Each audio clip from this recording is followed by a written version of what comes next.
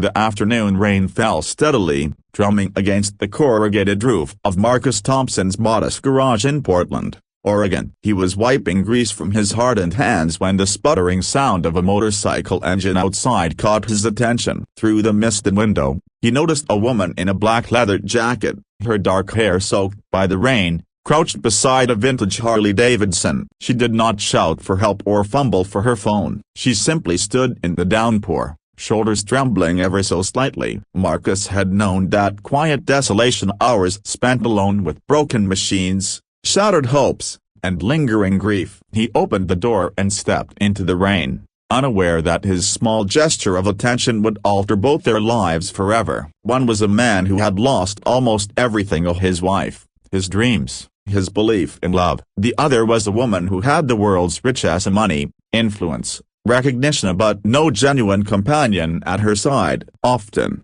life's most profound miracles emerge in the most unexpected moments. Marcus Thompson, 34, owned Thompson Auto Care on Belmont Street, a quiet road lined with cozy café-copyright and antique stores. The garage was small, barely accommodating 2 vehicles, yet it was meticulously organized. Customer appreciation letters adorned the walls alongside a faded photograph of a younger Marcus, arm draped around a blonde woman with a radiant smile, standing next to a gleaming red muscle car. 2 years prior, Sarah, his wife, had succumbed to breast cancer at only 29. Marcus could still recall the last nights at the hospital when Sarah gripped his hand and whispered, "Teach Lily to be kind, and do not forget to love yourself again." After her passing, he moved mechanically through life, caring for their daughter, working, resting, and repeating the cycle. During those early months, he forgot to eat, neglected his own needs,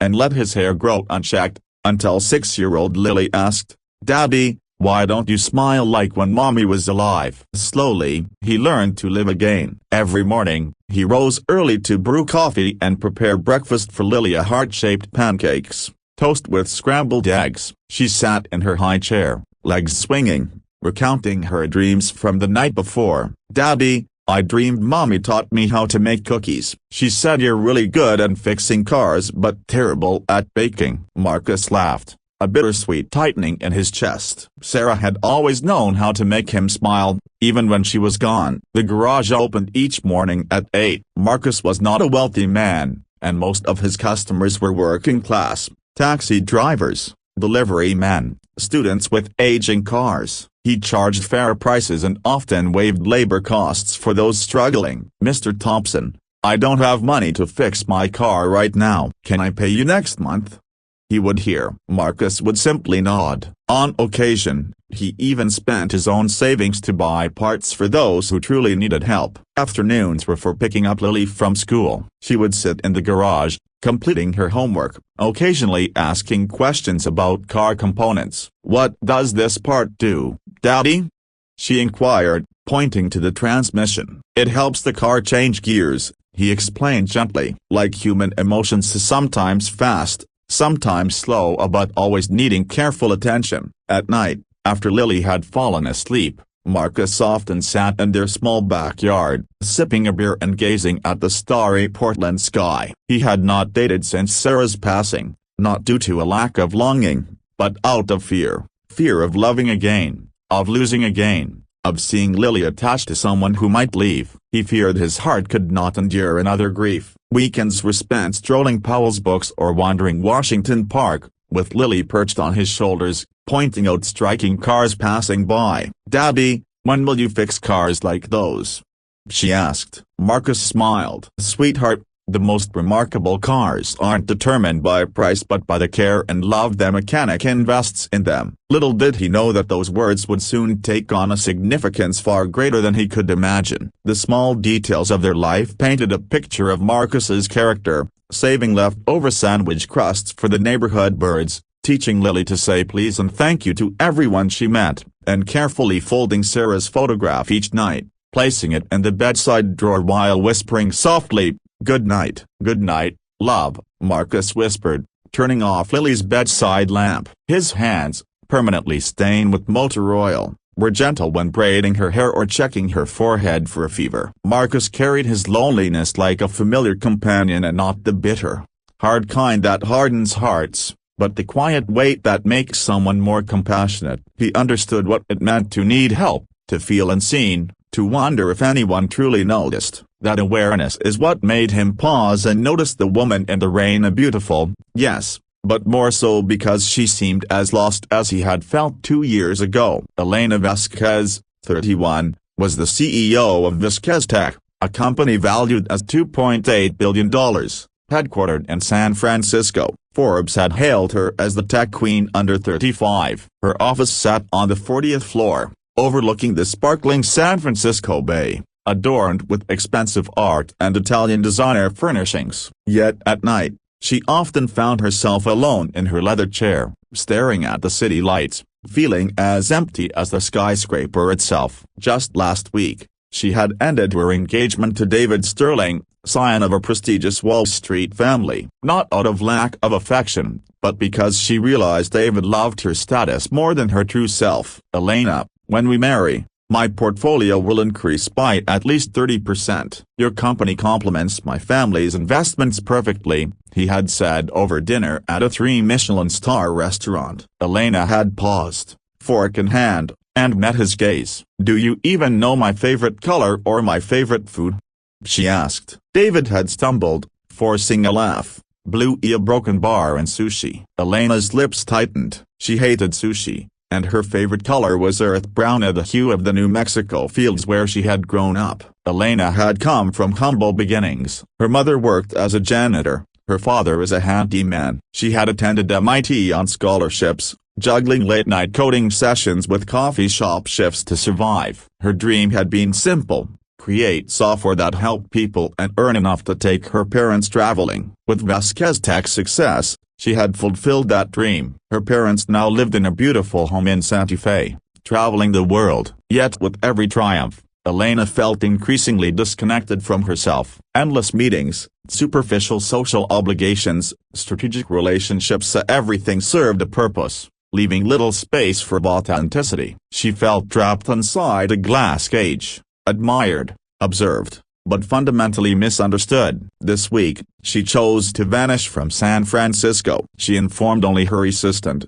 I need 2 weeks off, cancel all appointments. Then she mounted her Harley Davidson, a gift to herself for her 30th birthday that had barely seen the road, and rode north. No destination, no agenda, just the desire to feel free again. She journeyed along California's coastal roads, through Oregon's forests, breathing deeply, unbound by meetings or expectations. For the first time in years, she felt relief. No one calling to ask for her opinion. No one judging her words. Just Elena, the open road, and the wind through her hair. By the time she reached Portland that afternoon, rain had begun to fall. She pulled over, rain gear in hand, but the Harley sputtered and died. Multiple attempts to restart it failed. Her phone, deliberately left uncharged that morning, was dead. She had severed her lifeline to the world of obligations, and now she faced helplessness, a first truly helplessness, and not because she couldn't fix the bike,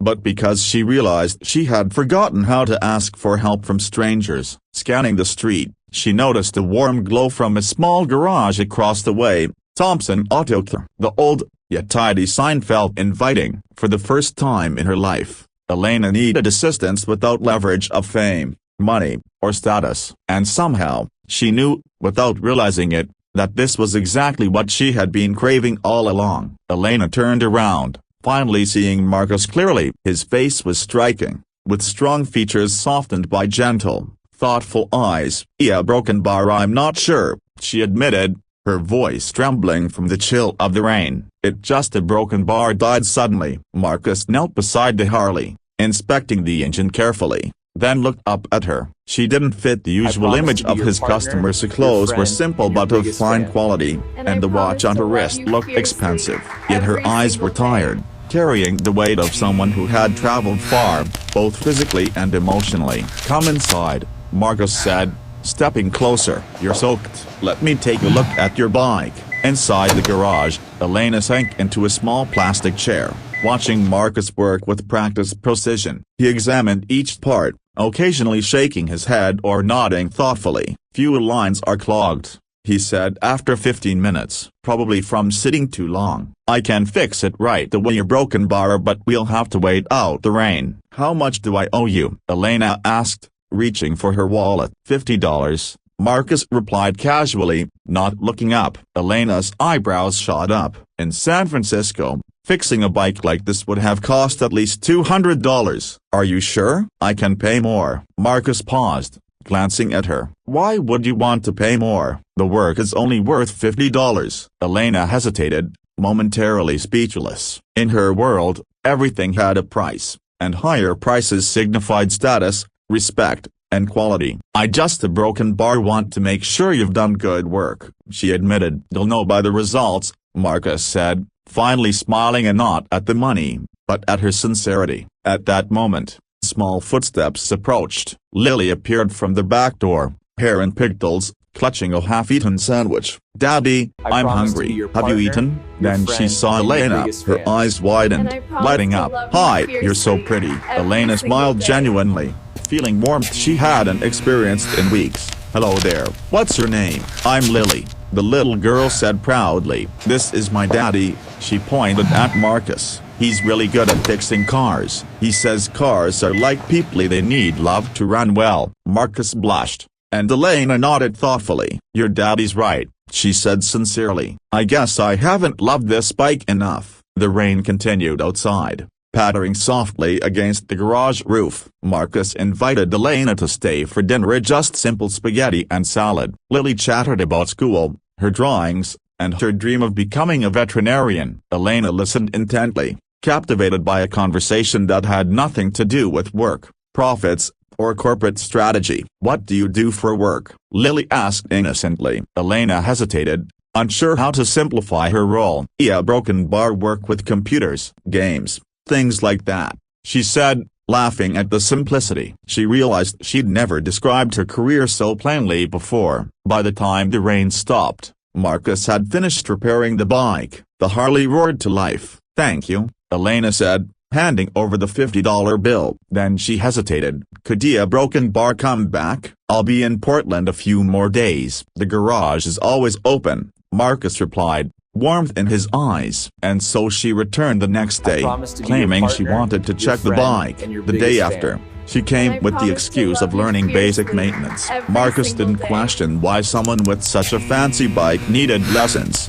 and Elena didn't explain why she was staying longer than planned. Maria, the coffee shop owner next door, occasionally brought drinks for Marcus. This time, she noticed Elena too and smiled knowingly. "Haven't seen Marcus this cheerful in a long time," she remarked. Afternoons passed with Elena and Lily playing in the garage. Lily taught her to draw. Elena shared stories of her travels. "You've been to so many places," Lily said, on her voice. "I want to grow up like you." "No," Elena said gently, smiling. "You should grow up to be yourself. That's the most special thing of all." Marcus watched, heart-stirring. It had been so long since he'd seen Lily genuinely happy with someone. Elena was different and not mysterious, not aloof, but authentically present. Their interactions were small gestures, Elena learning to check tire pressure while Marcus patiently guided her, Lily insisting she stay for lunch, proudly serving her a peanut butter sandwich. Every day,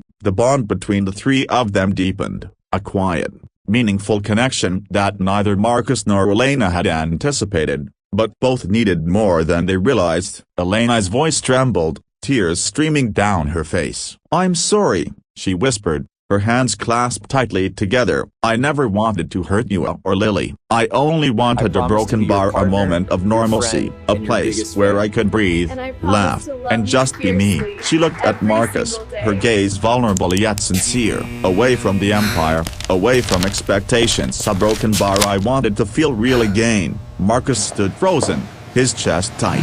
The garage that had felt warm and alive only moments ago now seemed heavy with silence. His eyes flicked to Lily, who peered at them from the doorway, little shoulders trembling, tiny hands gripping the doorframe. Marcus's heart clenched. His daughter's innocent trust had been intertwined with Elena's presence, and now it felt fragile, like it could shatter with the next word. "You can't just walk into our lives," Marcus said finally, voice low, shaking slightly. "You can't pretend to be someone else and let us open our hearts, only to reveal your broken bar a world away from us." He gestured at the garage, at the simple life they had built together, at the laughter and stories shared over the last week. "We trusted you, Lily trusted you, and now a broken bar. Now I don't know who to believe." Elena swallowed hard, feeling the weight of his words but refusing to back down. "Marcus, please," she said, stepping closer. "Everything I shared with you and Lily a broken bar was real. Every laugh,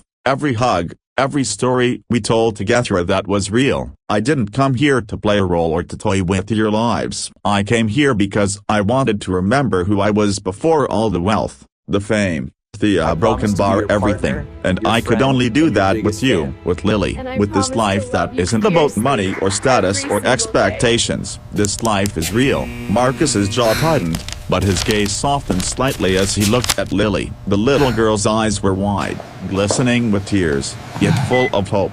"Daddy, are you and Lily not a broken bar okay?" she asked, her voice barely above a whisper. Small and vulnerable, Elena knelt down and took Lily's hands in hers, warmth flowing through the gesture. "Sweetheart," she said gently, "everything will be okay. I'm here. I promise. I care about you, and I'll always be here for you in some way." Lily sniffled but smiled faintly, reassured by Elena's sincerity. Marcus ran a hand over his face, tension in his shoulders. "I don't know if the size of broken bar right," he admitted, voice low, almost breaking. "You can't just a broken bar step into our world, live with us, share everything a broken bar and expect things to be normal again." Elena's eyes glistened with unshed tears. "I know," she whispered. "I don't expect forgiveness, Marcus. I only ask for a chance to show you that what I feel here with you, with Lilia, is real. This isn't some game or adventure. It's the truest thing in my life right now. I can't go back to the way I was. I can't unfeel what I feel for you both, and I want to stay,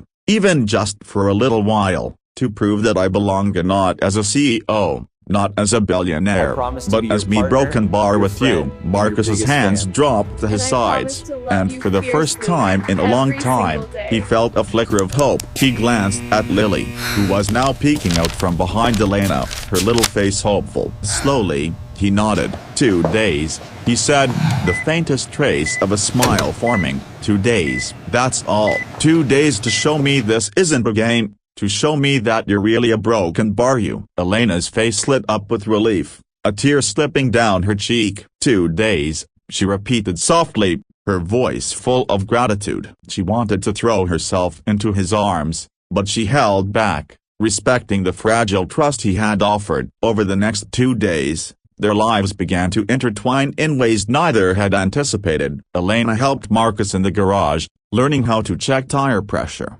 oil levels, and spark plugs. Lily, thrilled to have her two favorite adults working together, insisted Elena stay for lunch, proudly serving her a peanut butter sandwich she had made herself. They spent evenings in the small backyard, Marcus and Elena laughing over simple moments, and Lily recounting stories from school or her dreams for the future. Elena found herself laughing more freely than she had in years, feeling lighter with each shared meal and story. Sleep came easily at night, without the pressure of corporate emails or social media scrutiny. She discovered joy in the smallest things, the way Lily's hair smelled of shampoo and crayons, the warmth of Marcus's calloused hands as he demonstrated a repair, the comfort of being seen for who she truly was. Marcus, in turn, felt a slow thaw in his heart. Elena wasn't just a distraction or a curiosity, she was healing him in ways he hadn't realized he needed. Her presence encouraged him to open up about Sarah again, to share memories, and to let laughter fill spaces in the garage that had been silent since his wife's passing. For the first time since those dark months of grief, he felt hope stirring, fragile but persistent. On the second evening, Marcus and Elena sat side by side in the backyard, watching Lily chase fireflies across the lawn. The air was warm, tinged with the scent of rain-soaked grass. Marcus turned to Elena, his expression softening. "You know," he began, voice careful, "I was afraid a broken bar that letting you in would break us, that letting you into our world would bring pain. But a broken bar seeing how you care for Lily, Seeing how you've become part of our life via broken bar, I'm starting to think I was wrong. Maybe we can trust again. Maybe we can be happy, even if just for now." Elena reached for his hand, their fingers intertwining. "I don't want to leave," she whispered. "I want to stay, to be part of your lives, to love you both properly." Marcus's lips curved into a tentative smile, and for the first time in months, the tension in his chest began to ease. Outside, the rain had stopped, and the last golden rays of sunlight illuminated the garage and backyard, bathing the three of them in warmth. In that quiet moment, amidst laughter, innocence, and newfound trust, they realized that sometimes, the simplest connections, say honesty, kindness, love, could rebuild worlds and heal even the deepest wounds. And for Elena, Marcus, and Lily, it was the beginning of something far greater than a two-day reprieve. It was the start of a family forged not by blood or circumstance, but by choice, compassion, and the courage to love beyond fear. Elena whispered, "I never meant to hurt you or Lily." Marcus shook his head, his voice tight. "But you did. And the worst part is you made my daughter believe you were going to stay." Elena knew there was nothing more to say. She grabbed her bag and walked toward the Harley. "I'll transfer money for the bike repair." "Don't," Marcus interrupted firmly. "You already paid." Elena paused at the garage door, glancing back. "Marcus, a broken bar. If I weren't a CEO, if I were just ordinary Elena, a broken bar, would you?" Marcus's expression hardened. "But you're not. And that's the problem." That night, Elena rode away from Portland, tears blurring her vision. For the first time, she understood what it meant to love someone more than success, more than money. She knew why love could hurt so deeply. 2 weeks later, she returned to San Francisco, sitting in her 40th floor office overlooking the bay. Work, meetings, contracts, multi-million-dollar decisions, but her mind was back in that small, warm garage in Portland. Jessica noticed the change. "Elena, are you okay? You look a broken bar. Different." "Different how?" "Saw a broken bar like you're missing something." Elena didn't answer. Every night, she dreamed of Lily's laughter, Marcus's gentle explanations of engines, and those simple, warm dinners. Then, on a Tuesday afternoon, her phone rang. Unknown number from Oregon. Heart pounding, she answered. "Elena, this is Maria, the coffee shop owner by Marcus's garage. Can you come to Portland immediately? Lily had an accident." Elena's blood ran cold. "What accident? Is she okay?" "She fell off her bike, head injury. She's in a coma at Oregon Health Science University Hospital." "Marcus, a broken bar. He won't leave her side. He's barely eating. I think he needs you." Elena didn't wait. She canceled all meetings and booked the first flight to Portland. During the 2-hour flight, she prayed for Lily, for Marcus, prayed to be forgiven for leaving when they needed her most. At the hospital, she found Marcus sitting beside Lily's bed, haggard, unshaven, eyes red-rimmed. Lily lay motionless, head bandaged, machines beeping steadily. Marcus looked up, surprised to see her, but said nothing. "I came as soon as Maria called," Elena whispered, taking a chair beside him. "How is she?" "The doctors say she might need surgery," Marcus said, voice trembling. "My insurance won't cover it. They want to transfer her to a public hospital, but their neurology department isn't the best." Elena was quiet for a moment. Then she pulled out her phone. "Jessica, transfer $500,000 immediately to Oregon Health Science University Hospital. Patient account, Lily Thompson. Request the best neurology team for her care." Marcus gripped her hand. "Elena, a broken bar. I can't accept this. This isn't for me," she said, looking into his eyes. "This is for Lily. She deserves the best care." Tears streamed down Marcus's face as he held her hand tightly. "Why did you come back?" "Because I love her," Elena answered honestly. "Because I love you. Because this family a broken bar. This is what matters most in my life." For the next 3 days, Elena didn't leave the hospital. She slept in chairs, ate vending machine food, held Lily's hand, and told stories about oceans, mountains, and all the wonders waiting for Lily to discover. Marcus watched quietly, realizing this was her true self and not the powerful CEO, but a woman who knew how to love unconditionally. He saw her read stories in a gentle voice, carefully wipe the little girl's face, pray beside the hospital bed. And then, Wednesday morning, Lily opened her eyes. "Elena, a broken bar," she whispered weakly. "You came back." Elena broke into tears. "Sweetheart, I'm here. I'm not going anywhere," Elena whispered, holding Lily close. Marcus stood beside them, tears in his eyes, realizing he had been wrong. Elena hadn't come out of guilt or obligation. She came because of love, a love that needed no conditions, no explanations. 1 month later, Lily had fully recovered and was discharged. Elena stayed in Portland, renting a small apartment near Marcus's garage. She worked remotely, running her company through video calls and emails. For the first time in her life, work wasn't the center of her world. Mornings were spent taking Lily to school, then stopping by the garage to help Marcus. She learned to change oil, check tires, and even repair small breakdowns. "Did you know Elena is really good?" Lily told Maria, the coffee shop owner. "She fixed Mrs. Peterson's car." Daddy had to think for a long time. Marcus watched Elena concentrate on assembling engine parts. Hair tied back, t-shirt smeared with grease, she looked happier than he had ever seen her. "She's learning fast," he told Lily. "Does Daddy love Elena?" Lily asked innocently. Marcus paused, looking at his daughter. "Why do you ask?" "Because Daddy smiles more when she's here, and he isn't sad like when Mommy died." Marcus knelt, hugging her. "Would it bother you if Daddy loved someone else?" Lily shook her head. "Mommy told me in a dream to take care of Daddy, and now Elena takes care of Daddy, so I don't have to worry." That evening,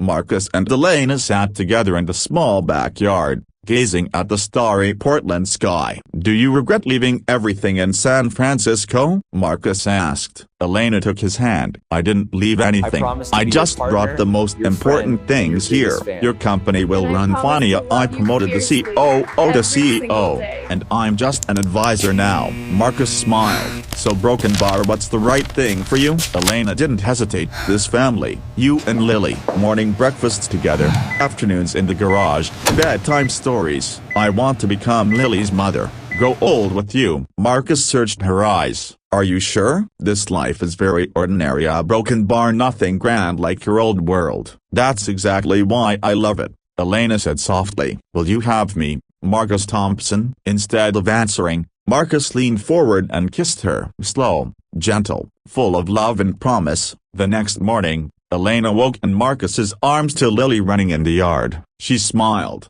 feeling happiness she hadn't known in years. The phone rang. Jessica calling from San Francisco about $1 million deal. Elena looked at the screen, then switched it off. "Not important?" Marcus asked. "Nothing's more important than breakfast with family," Elena replied, kissing his forehead. 6 months later, Marcus and Elena held a small wedding in the garage, decorated with LED lights and Oregon wildflowers. Lily was the flower girl, carrying a tiny bouquet. Maria had baked the wedding cake. The guests were neighbors and regular customers. No reporters, no celebrities, just genuine love, smiles, and happiness. In her speech, Elena said, "I used to think I needed success to prove my worth, but Marcus and Lily taught me that true value lies in the ability to love and be loved. Today, I'm not just marrying the man I love, I'm joining a family I'll protect and nurture for life."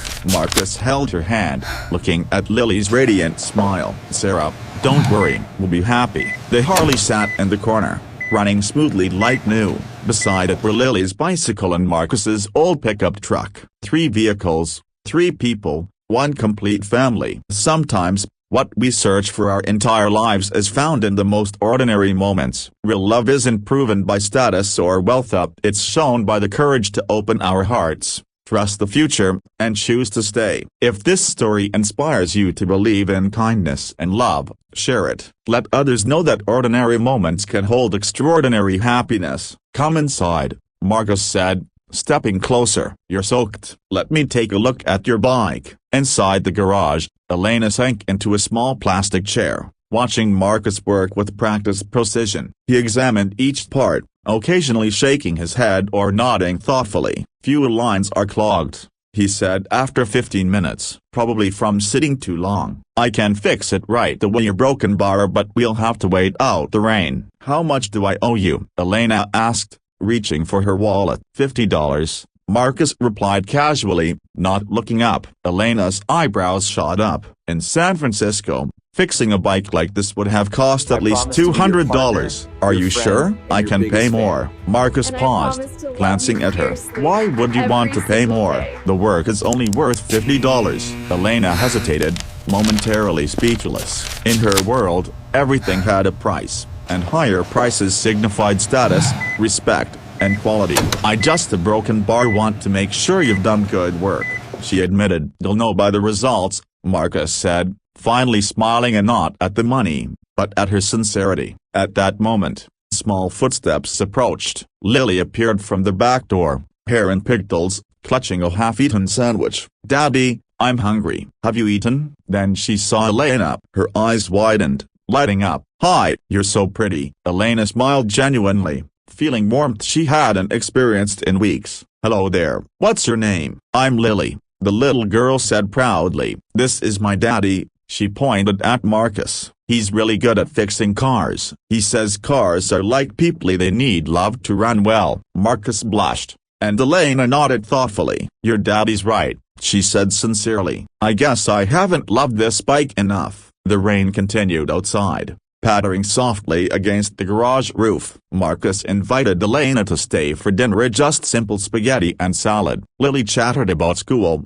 her drawings, and her dream of becoming a veterinarian. Elena listened intently, captivated by a conversation that had nothing to do with work, profits, or corporate strategy. What do you do for work? Lily asked innocently. Elena hesitated, unsure how to simplify her role. Yeah, broken bar, work with computers, games, things like that, she said, laughing at the simplicity. She realized she'd never described her career so plainly before. By the time the rain stopped, Marcus had finished repairing the bike.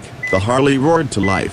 Thank you, Elena said, handing over the $50 bill. Then she hesitated. Could a broken bar come back? I'll be in Portland a few more days. The garage is always open, Marcus replied, warmth in his eyes.